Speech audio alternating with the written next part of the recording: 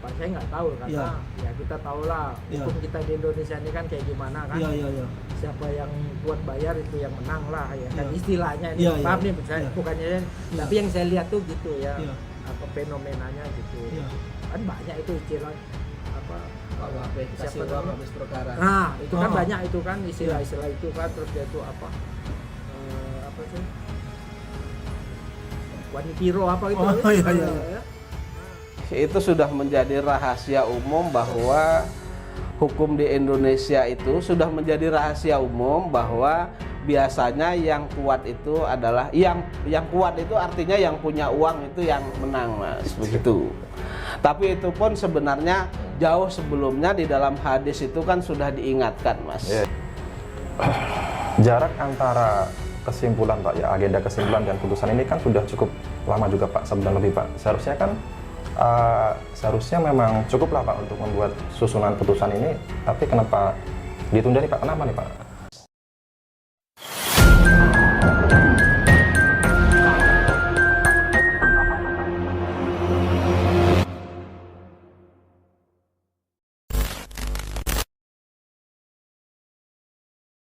Bismillahirrahmanirrahim. Assalamualaikum warahmatullahi wabarakatuh. Kembali berjumpa dengan saya Aji di Cia TV. Kembali bersama Pak Jaini Mustafa di Kota Wisata Cibubur.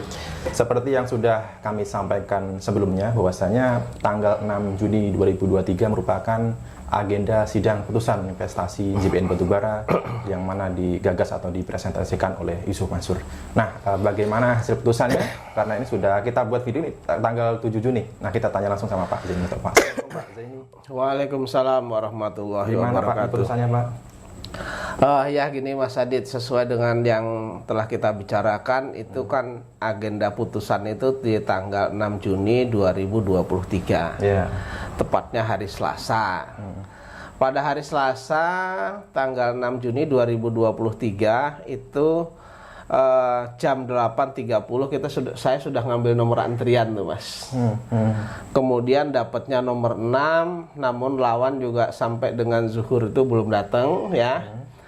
Kemudian baru sidang lagi itu di atas jam 2, Mas. Sidang di atas jam 2. Sidang di atas jam 2 yang harapan saya pada saat itu dibacakan oleh putusan oleh majelis hakim. Namun ternyata oleh majelis hakim ditunda 1 minggu kemudian. Ditunda. Iya, jadi putusannya alasannya karena putusannya belum sempurna, dibuat tapi belum sempurna. Kemudian majelis hakim minta waktu 1 minggu ke depan. Jatuhnya hari Selasa tanggal 13 Juni 2023, Mas Haji. Gitu. Padahal Pak Zaini sudah datang lebih awal ya? Datang lebih awal. Antriannya pun nomor 6 ya, Pak ya? Iya. Tapi dari lawyer dari pihak tergugat ini siapa? Lawyer dari pihak tergugat itu hanya lawyernya Yusuf Mansur yang hadir. Sementara lawyernya BMT Darussalam tidak hadir. Begitu. Aduh, kenapa ini ya? Iya. Pak, jarak antara kesimpulan, Pak, ya agenda kesimpulan dan putusan ini kan sudah cukup lama juga, Pak, sebulan lebih, Pak. Seharusnya kan seharusnya memang cukup lah, Pak, untuk membuat susunan putusan ini, tapi kenapa ditunda nih, Pak? Kenapa nih, Pak? Kalau alasannya seperti tadi, cuman Allahu alam. Sebenarnya kan dari saat menyerahkan kesimpulan kemudian sampai dengan ada putusan tuh 1 bulan, Mas. 1 bulan lebih malahan begitu. 1 bulan lah, Mas, ya. Indikasi itu saya tidak tahu, tapi saya masih berprasangka baik saja, Mas, begitu. Iya. Tapi sejauh ini, Pak, kalau saya tanya, Pak, antara 10 sampai 100 ini peluang kemenangan Pak Zaini kira-kira berapa nih, Pak?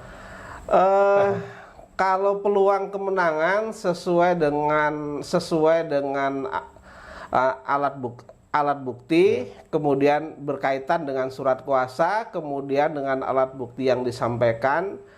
Kalau saya kan dalil saya dari A sampai Z itu kan sudah saya buktikan. Sudah dibuktikan semua. Ya, baik itu bukti tertulis maupun bukti saksi. Artinya kalau tidak mencukupi itu bukti tertulis, kemudian saya lengkapi dengan bukti saksi.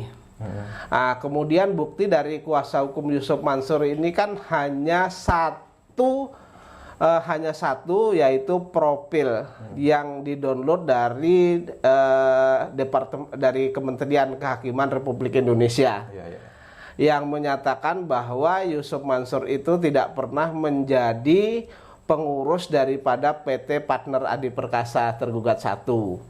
Namun itu tetap sudah saya bantah dengan putusan perkara nomor 313 tahun 2011, Mas.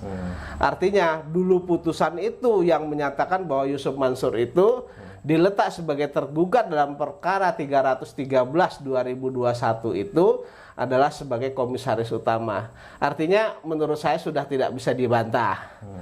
Nah, namun karena Yusuf Mansur ini kan dalam pembuktiannya itu kan tidak membuktikan, ada dalam pembuktian terakhir ya, kalau di awal dia menunjukkan KTP, tetapi ketika pembuktian terakhir yang seharusnya dibuktikan identitas pemberi kuasa, itu kan Yusuf Mansur tidak membuktikan identitas, Mas. Hanya satu alat bukti profil saja. Itu yang menyatakan bahwa Yusuf Mansur tidak sebagai komisaris di sana. Padahal surat kuasa yang digunakan oleh lawyer Yusuf Mansur itu kan diteken oleh Yusuf Mansur. Nah, kalau itu tidak dibuktikan dengan identitas pemberi kuasa, berarti kan pemberi kuasanya fiktif, Mas. Gitu ya? Iya.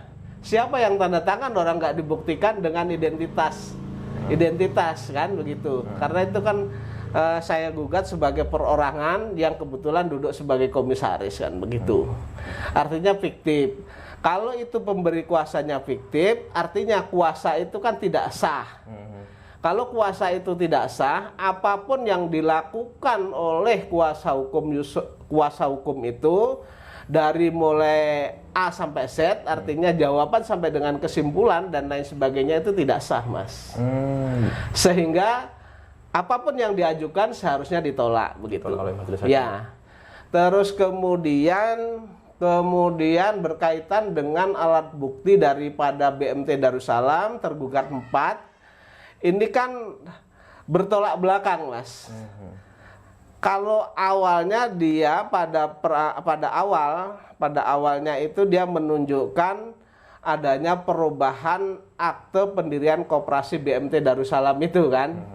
Namun masih di cover oleh cover note dari notaris bahwa SK-nya sedang diurus. Nah, pada saat pembuktian terakhir itu adalah aktenya itu belum ada akte perubahan. Kemudian SK-nya juga belum ada SK perubahan. Nah, yang tanda tangan di dalam surat kuasa itu surat kuasa itu yang diajukan ke pengadilan itu yang tanda tangan adalah ketuanya Saudara Chandra Darmawan. Kemudian sekretarisnya adalah Yudi Suwardi, ya kan? Nah, di dalam alat bukti mereka ini ternyata dua orang ini bukan sebagai apa-apa, bukan sebagai ketua dan sekretaris. Yang ada di dalam bukti mereka itu ketuanya adalah Imam Prakoso, kemudian sekretarisnya adalah Eko Perihantono yang saat ini menjadi kuasa hukum itu. Artinya kuasa yang digunakan di pengadilan itu yang bertanda tangan bukan orang yang berwenang. Bukan orang yang berwenang memberikan kuasa bertindak untuk dan atas nama BMT Darussalam. Kalau begitu surat kuasanya tidak sah juga, Mas. Artinya apapun yang dilakukan kuasa hukum dari A sampai Z itu sudah tidak sah. Nah, kemudian sesuai dengan fakta lagi sebenarnya bahwa BMT itu dari jawabannya kemudian dupliknya mereka kan mengatakan tidak pernah menerima uang saya. Nah, tidak menerima uang saya, tapi kenyataannya dia menunjukkan bahwa saya pernah ada uang di sana lalu suruh memindah saya sesuai dengan surat pernyataan itu katanya suruh memindahkan. Itulah yang saya anggap palsu, Mas. Jadi kesimpulannya kalau surat kuasanya tergugat 3 Yusuf Mansur tidak sah, kuasa hukum BMT tidak sah, artinya itu harus diabaikan. Baik. Jawaban dari mereka, seharusnya saya menang. Saya berindikasi kalau seperti itu indikasinya ya saya bisa menang di 100% Mas, begitu. Ya.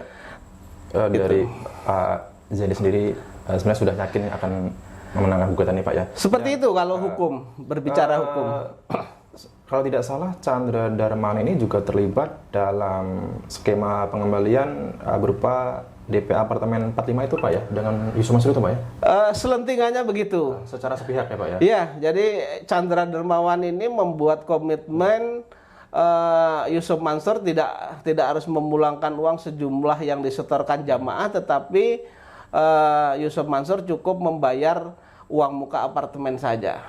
Gitu. Dan nyatanya sampai sekarang pun juga tidak jelas Pak ya? Dan tidak jelas gitu. Pak Zaini. Tapi itu sepihak loh ya, tanpa ada persetujuan daripada investor yang lain begitu. Ya, baik.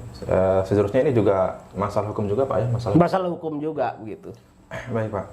Saya masih ingat Pak, waktu Pak Yuswil di sesi wawancara dengan Pak Darso, ini kan menyampaikan bahwasanya ketika ditanya oleh Pak Darso bagaimana langkah-langkah apabila dilakukan dengan jalur hukum seperti ini, Pak Yuswil mengatakan bahwa ya hukum Indonesia ya tahu sendirilah gitu kan, yang kuat yang menang gitu kan. Nah, atau mungkin manipiro ada istilah gitu. Nah, ini mungkin Pak Yuswil sendiri yang bisa. Tapi sebenarnya apa maksud dari Pak Yuswil ini Pak? Jadi begini, itu sudah menjadi rahasia umum bahwa hukum di Indonesia itu sudah menjadi rahasia umum bahwa biasanya yang kuat itu adalah yang kuat itu artinya yang punya uang itu yang menang Mas, begitu. Tapi itu pun sebenarnya jauh sebelumnya di dalam hadis itu kan sudah diingatkan Mas. Jadi ada dari tiga hakim itu 2 masuk neraka, kemudian 1 yang masuk surga. Yang masuk surga indikasinya adalah yang memutus, yang dia tahu hukum, lalu dia memutus sesuai dengan ketentuan hukum yang berlaku. Yang masuk neraka, yang dia memutus dengan tidak tahu hukum, atau dia tahu hukum tetapi diselewengkan. Itu sebenarnya sudah menjadi rahasia umum juga di Indonesia ini, makanya semua putusan harusnya memang harus kita analisa lagi Mas. Dan inilah gunanya lawyer kan begitu. Kebetulan ini kan perkara saya maju sendiri dan saya lawyer juga sudah cukup di atas 20 tahun, sehingga nanti kalau katakanlah putusan perkara saya ini misalnya saya kalah, kemudian akan saya kaji mulai dari deskripsi dia mendeskripsikan perkara itu bagaimana, kemudian dia menilai alat bukti itu bagaimana, kemudian pertimbangan hukumnya bagaimana. Kalau di sana misalnya ada hal yang menyimpang dan lain sebagainya, tentu saya akan membuat laporan Mas, begitu. Di samping saya akan mengajukan upaya hukum, misalnya banding, kasasi, PK, tetapi saya harus kontrol juga isinya putusan itu bagaimana. Kalau putusan itu memang benar-benar melanggar dan bertentangan dengan ketentuan hukum yang berlaku, tentu saya akan melaporkan majelis hakim ini baik ke Badan Pengawasan Mahkamah Agung maupun ke Komisi Yudisial Mas. Saya tidak akan tinggal diam. Dan ini kan menjadi presiden buruk ketika saya tidak melakukan itu. Gitu Mas. Jadi hakim ini jika dalam putusannya ini terdapat ada sesuatu yang tidak baik, itu bisa dilaporkan gitu Mbak ya? Bisa dilaporkan, dan itu kan bisa, kalau hukum ini kan bisa dikaji Mas. Bagaimana dia mendeskripsikan, misalnya dia mendeskripsikan dengan misalnya dibelokkan sedikit, kemudian nanti alat buktinya itu misalnya dipukul rata, kemudian tidak dianalisa mengenai kekuatan alat bukti dan lain sebagainya, itu kan bisa dipelajari. Ya. Itu ya berdasarkan pengalaman dari bertahun-tahun ini juga pendidikan yang bagus Mas begitu. Ya, seharusnya ini karena bukti yang disampaikan Pak J ini juga sudah lengkap Pak ya? Sudah lengkap. Misalnya ada fotokopi, misalnya alat bukti saya ada fotokopi tapi ada kaitannya dengan yang lain atau dikuatkan dengan alat bukti yang lain. Alat bukti itu kan bisa alat bukti tertulis, kemudian alat bukti keterangan saksi, kemudian alat bukti dugaan. Kalau dugaan juga jelas ada. Dari BMT itu kan mengajukan surat pernyataan saya itu. Di sana kan dia menyimpulkan bahwa memang ada uangnya tapi sudah diambil. Itulah nanti yang akan saya laporkan itu. Karena saya menduga bahwa tanda tangan di dalam alat bukti yang diajukan itu bukan tanda tangan basah saya tetapi scanan atau fotokopian. Itu. Ya, baik. Sudah jelas juga Pak J ini tertera yang namanya di dalam sertifikat investasi batubara tersebut ya, yang menyetorkan sejumlah uang sebesar 80 juta Pak ya. 80 dan ya. Kemudian skema keuntungannya juga sudah tertera di proposalnya Pak ya. Iya. Selama 10 tahun lebih ini tidak ada pengembalian, tidak ada laporan yang jelas begitu. Dan mudah-mudahan nanti hakim sendiri bertindak memutus dengan adil Pak ya. Iya. Baik Pak. Ini kan sudah lama juga nih Pak. Ini terakhir dulu itu sempat ya berupaya untuk bersilaturahmi kepada ulama ya. Kita menempuh Pak Zeni dan teman-teman itu menempuh jalur di luar hukum itu Pak ya. Iya. Ini apakah ada upaya selanjutnya lagi Pak? Sebenarnya gini Mas, ini kan gini ya. Kenapa saya ke beberapa ulama begitu ya, terutama ke MUI, terus kemudian ke Buya Yahya dan lain sebagainya.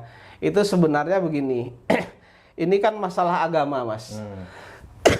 Yusuf Mansur itu mengumpulkan sedekah dengan dalih agama, kemudian berinvestasi pun dengan dalih agama begitu ya. Nah, nih saya roadshow ke beberapa ulama, termasuk ke Buya Yahya. Yang pertama saya ke MUI karena ini berkaitan dengan figur seseorang yang mengaku ulama kan begitu. Mereka kesana kemari kesana kemari mengumpulkan sedekah atas nama agama. Kemudian kesana kemari mengumpulkan investasi atas nama agama, ya kan? Nah, saya sebagai muslim tentu saya sebenarnya ingin meminta fatwa kepada para terutama MUI, karena MUI kan di sana ada beberapa orang pinter semua lah di MUI itu. Terus kemudian Buya Yahya, apakah hal yang dilakukan oleh Yusuf Mansur ini benar atau tidak? Kalau para ulama itu mengatakan tidak benar, ya kan? Yusuf Mansur ini kan Allah saja di otaknya Allah bagaimana? Allah kan bisa nyelekan sendiri, kenapa nyuruh saya gitu. Jadi menurut saya itu juga penistaan gitu loh. Seharusnya kan saya meminta hal-hal yang seperti itu juga para ulama mencegah, kemudian MUI mencegah. Jangan saya yang sebenarnya ya saya paham sedikit agama tapi tidak begitu paham dan tidak bisa mencegah kan hal-hal seperti itu. Namun kenyataannya juga memang tidak membuahkan hasil yang manis lah begitu. Nah, kemudian apa yang bisa saya lakukan? Yang bisa saya lakukan karena background saya ini dari background saya orang hukum, kemudian saya lawyer. Bentuk dari perjuangan jihad saya adalah melawan Yusuf Mansur secara hukum begitu loh. Baik itu perkara di JBN maupun perkara-perkara lainnya akan saya lawan terus ini sampai dengan Yusuf Mansur itu ya mereka bertobat begitu. Ya. Jadi maksudnya ini supaya ulama-ulama ini terkesan jangan tutup mulut ya Pak ya. Jadi bersuara Pak ya ketika ada masalah-masalah yang berkaitan dengan umat ya, berkaitan dengan sosok yang mengaku ulama juga tetapi melakukan bisnis-bisnis yang justru merugikan umat gitu Pak ya. Karena pada penolakan umat itu memakai dalil-dalil agama, memakai ayat gitu Pak ya. Iya. Jadi maksud saya itu para ulama, para kiai, ya mohon maaf ini bahasa saya bahasa Jawa Timuran ya rada kasar. Kupingnya dibuka, kemudian mulutnya digunakan untuk mencegah itu gitu loh. Baik, baik. Ya mohon maaf ini, memang seperti itu. Ulama mestinya karena ini bidangnya, dia mendengar jeritan-jeritan daripada umat ini yang masuk ke telinganya, kemudian dia menyuarakan dengan mulutnya, kan begitu. Baik, baik. Nah bahasa Jawanya ngerungokke, ngetokke neng cangkem gitu loh. Baik, baik Pak. Iya. Baik Pak, jadi saya kira cukup Pak. Jadi informasinya bahwa tanggal 6 Juni 2023 ini putusan sidang ditunda berapa? 1 minggu. 1 minggu kemudian. 1 minggu ke depan. Berarti Ya. tanggal berapa nih Pak? Berarti hari Selasa tanggal 13 Juni 2023. Tanggal Juni Begitu. 2023. Ya, tadi sudah disampaikan ya Pak Zaini. Ya, saya mohonlah juga dengan adanya malam ini, adanya video ini, semoga ada ulama yang tergerak hatinya mau mendengarkan jeritan rakyat, kemudian mau menyuarakan, kan begitu. Baik, baik Pak. Iya. Baik Pak, cukup Pak, apa mungkin ada yang ditambah Pak?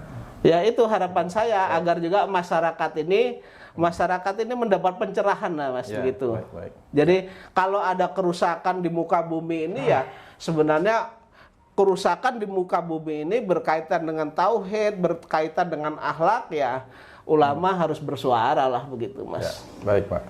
Ya, itu teman-teman. Jadi putusan sidang ditunda sampai 13 Juni 2023 ya. Ini perlu kami sampaikan bahwa nanti jangan sampai ada netizen yang bertanya-tanya, ini sudah tanggal 6 kok nggak ada kabar nih terkait apa sih putusannya.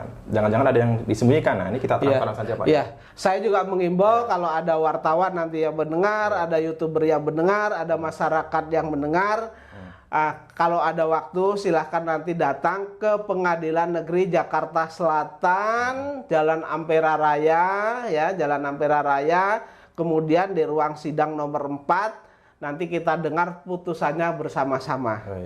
Baik itu nanti menang atau kalah saya akan sampaikan, dan saya upaya-upaya hukumnya juga akan saya sampaikan juga. Jadi saya fair kok begitu. Baik. Tidak, kalau saya kalah saya tutupin, enggak. Ya. Saya menang, misalnya saya menang juga saya sampaikan, saya kalah nanti saya sampaikan, cuman kesalahannya di mana tetap saya koreksi. Ya, kita transparan Pak ya. Iya. Dan juga nih pihak lawyer dari Tergugat sendiri juga seharusnya bisa diupayakan datang lebih awal Pak ya, karena kemarin Pak Zaini itu sudah datang jam pagi-pagi Pak ya, sudah dapat. Saya datang selalu pagi Mas di sana. Lebih awal. Jika memang pengacara dari pihak Tergugat ini sudah datang, harusnya ini tidak sampai sore gitu ya. Iya, jadi saya datang jam 8.30 kalau itu nomor 6. Kalau mereka misalnya mereka sudah laporan, kemudian para pihaknya ada, kan sebenarnya sebelum zuhur sudah sidang Mas. Iya. Tetapi karena kemarin juga yang datang tergugatnya itu hanya kuasanya Yusuf Mansur, dan itu pun di atas kurang lebih jam 1-an lah, sehingga sidang itu sudah di atas jam 2 Mas. Iya, jadi nggak kelihatan nyantai amat nih gitu. Iya. Ada apa ini begitu kan? Iya. Oke Pak Zaini, terima kasih Pak. Saya doakan putusan tanggal 13 Juni 2023 nanti memenangkan gugatan Pak Zaini Mustafa. Baik teman-teman, sekian kami Aji dan Pak Zaini Mustafa mengucapkan wassalamualaikum warahmatullahi wabarakatuh.